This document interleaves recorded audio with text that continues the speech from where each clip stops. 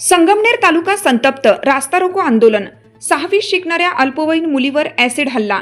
संगमनेर तालुक्यातील वडगाव पाण येथे माणुसकीला काळीमा फासणारी अत्यंत धक्कादायक घटना घडली असून 6वी शिकणाऱ्या अल्पवयीन विद्यार्थिनीवर अज्ञात व्यक्तीकडून ॲसिड हल्ला करण्यात आला आहे।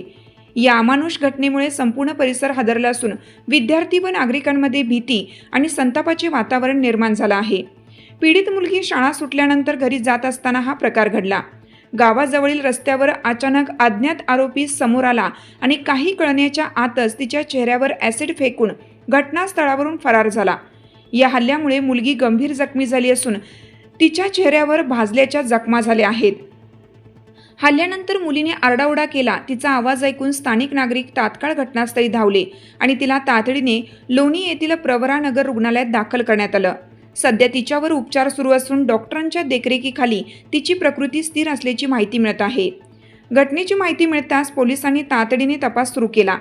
आरोपीचा शोध घेण्यासाठी अनेक पथके तैनात करण्यात आली असून परिसरातील सीसीटीव्ही फुटेज तपासलं जात आहे। मात्र घटनेनंतर अनेक तास उलटूनही आरोपीचा अद्याप ठावठिकाणा लागलेला नाही। त्यामुळे पोलिसांसमोर मोठे आव्हान उभे राहिले आहे। या घटनेच्या निषेधार्थ आज वडगाव पाणे येथील ग्रामस्थांनी रास्ता रोको आंदोलन छेडलं। विशेषतः शाळकरी मुली आणि महिलांनी मोठ्या संख्येने रस्त्यावर उतरून संताप व्यक्त केला। आता आम्हाला शाळेत जाण्याचीही भीती वाटेल, अशी प्रतिक्रिया आंदोलनात सहभागी विद्यार्थिनींनी दिली। या घटनेनंतर संगमनेर तालुक्यात महिला व विद्यार्थिनींच्या सुरक्षिततेचा प्रश्न ऐरणीवर आला आहे। आरोपीला तात्काळ अटक करून कठोर कारवाई करावी, तसेच शाळकरी मुलींच्या सुरक्षेसाठी ठोस उपाययोजना कराव्यात, अशी मागणी आमदार अमोल खताळ पाटील यांच्या पत्नी नीलमताई खताळ यांनी केली आहे।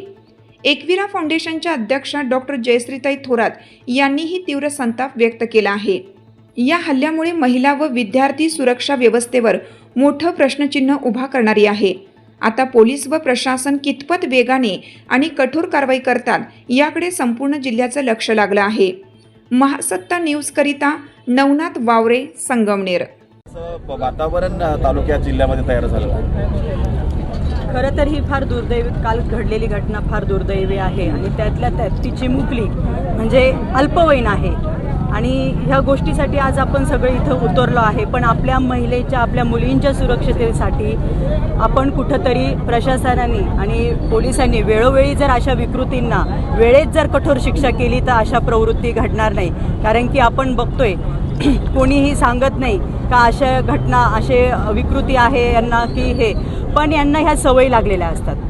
कारण कुठंतरी ह्या अशा अपराधाच्या सवयी कुठंतरी यांना पहिल्यापासूनच असतात, म्हणून ह्या अशा घटना घडताय। अतिशय निंदनीय घटना आहे ही घडू नये आणि ही घडली आहे। तरी घडल्यानंतर काल कुठं भाऊंनी विधिमंडळात असतानाच भाऊंनी हा लगेच तात्काळ अधिवेशनातही प्रश्न मांडला की आमच्या ह्या महिला भगिनी आमच्या तालुक्यातल्या असुरक्षित आहे। 2 दिवसापूर्वी अशी एक घटना घडली आहे, तर यांच्या सुरक्षिततेसाठी आम्हाला फार मदत करणं गरजेचं आहे। म्हणजे ह्या प्रवृत्ती आपण म्हणतो की करणारा हा लहान असेल मोठा असेल, पण मी तर म्हणते लहान, ह्या प्रवृत्तींना एवढ्या लहान वयात जर अशा दुर्बुद्धी सुचताय तर कुठेतरी यांना सुद्धा आळा घालणं तितकंच महत्त्वाचं आहे।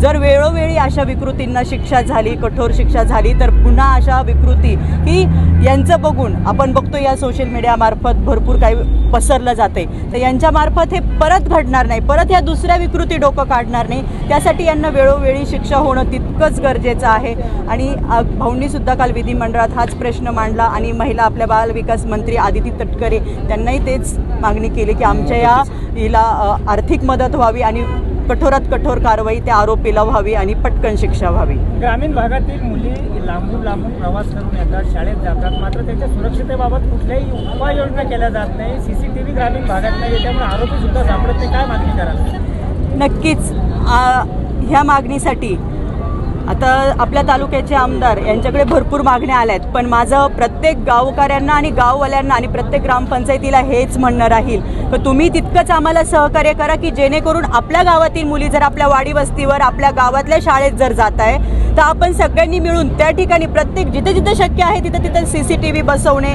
तितकेच महत्त्वाचे.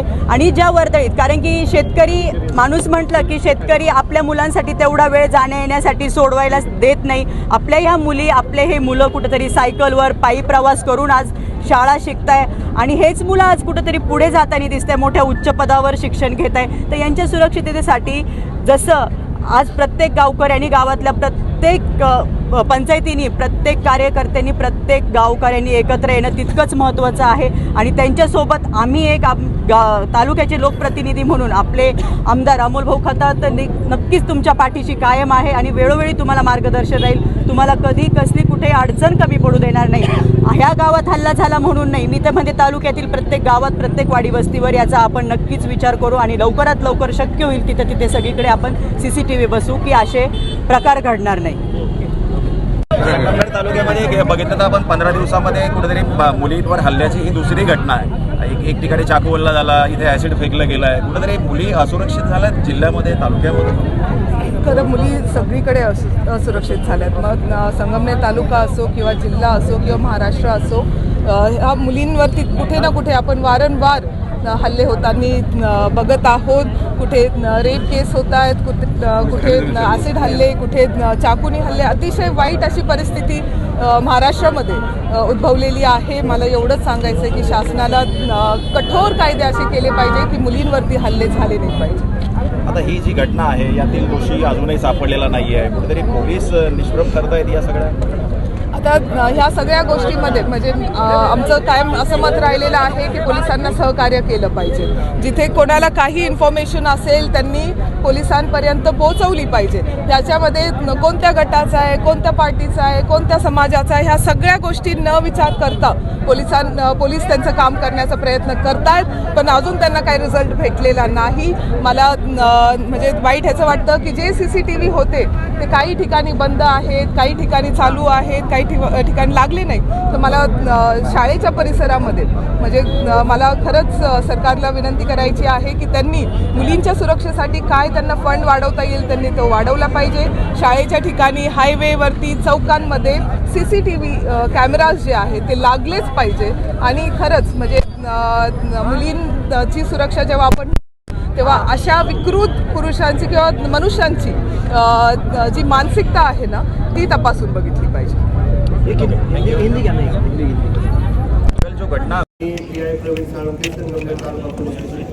काल आपल्या घटना घडल्यानंतर आम्ही पोलीस ठाण्याचे तसेच आपल्या उपविभागाचे अधिकारी, कर्मचारी, LCBचे कर्मचारी, अधिकारी तसेच आपले SP साहेब यांच्या मार्गदर्शनाखाली केलेलं आहे.